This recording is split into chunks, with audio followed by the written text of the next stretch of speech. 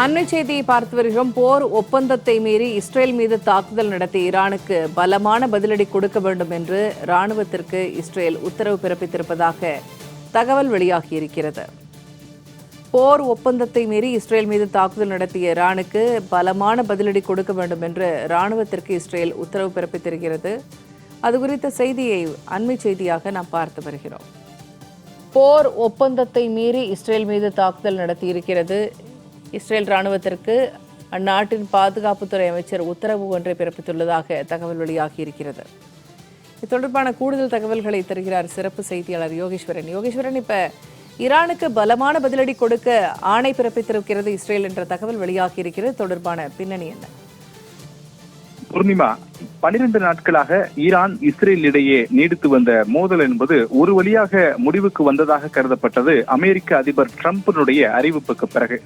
என்ன அறிவிப்பு என்றால், இஸ்ரேலும் ஈரானும் போர் நிறுத்த ஒப்பந்தத்திற்கு சம்மதம் தெரிவித்திருப்பதாக அமெரிக்க அதிபர் டிரம்ப் இன்று காலை இந்திய நேரப்படி அவருடைய அதிகாரப்பூர்வ சமூக வலைதள பக்கங்கள் மூலமாக அறிவித்தார்.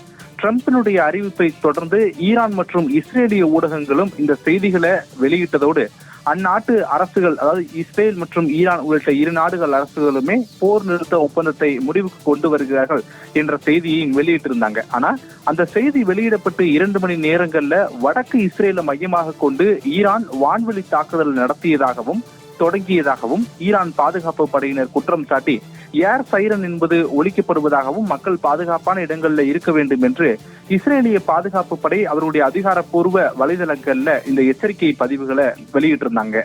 இந்த நிலையிலே இஸ்ரேலுடைய பாதுகாப்பு படை அமைச்சர் இஸ்ரேலிய பாதுகாப்பு துறைக்கு முழு சுதந்திரம் வழங்கி இருப்பதாகவும் ஈரான் நடத்தியிருக்கக்கூடிய போர் நிறுத்த ஒப்பந்தத்தை மீறிய தாக்குதலுக்கு முழு பலத்துடன் தக்க பதிலடி கொடுப்பதற்கான உத்தரவு என்பது வழங்கப்பட்டிருப்பதாக இஸ்ரேலிய ஊடகங்கள் செய்திகளை வெளியிட்டிருக்காங்க. இஸ்ரேலிய ஊடகங்கள் மட்டுமின்றி சர்வதேச முன்னணி செய்தி ஊடகங்களும் இஸ்ரேலிய பாதுகாப்புத்துறை அமைச்சரை மேற்கோள் காட்டி இந்த செய்தி என்பது வெளியிடப்பட்டிருக்கிறது. 2 நாடுகளுக்கும் இடையிலான தாக்குதல் என்பது 12 நாட்களாக தொடர்ந்து நீடித்து வந்த நிலையில கடந்த சில தினங்களாக அமெரிக்கா ஈரான் மீது தாக்குதல் நடத்தியதற்கு பிறகு மத்திய கிழக்கு ஆசிய நாடுகள்ல பெரும் பதற்றம் நீடித்து வந்த நிலையில 2 நாடுகளுமே போர் நிறுத்த ஒப்பந்தத்தை அமலுக்கு கொண்டு வருகிறார்கள் என்று அறிவித்த சில மணி நேரங்களிலே மீண்டும் ஈரான் போர் நிறுத்த ஒப்பந்தத்தை மீறி இஸ்ரேலினுடைய வடக்கு பகுதிகள் மீது தாக்குதல் நடத்தியதும் அதனை வான்வெளியிலே இஸ்ரேலிய பாதுகாப்பு படை சுட்டு வீழ்த்தியதாகவும் அந்நாட்டு ஊடகங்கள் செய்திகளை வெளியிட்டு வரக்கூடிய நிலையில மீண்டும் பதற்றம் என்பது அதிகரிக்க தொடங்கி இருப்பதை நம்ம செய்திகள் மூலமாக பார்க்க தொடங்க முடிகிறது.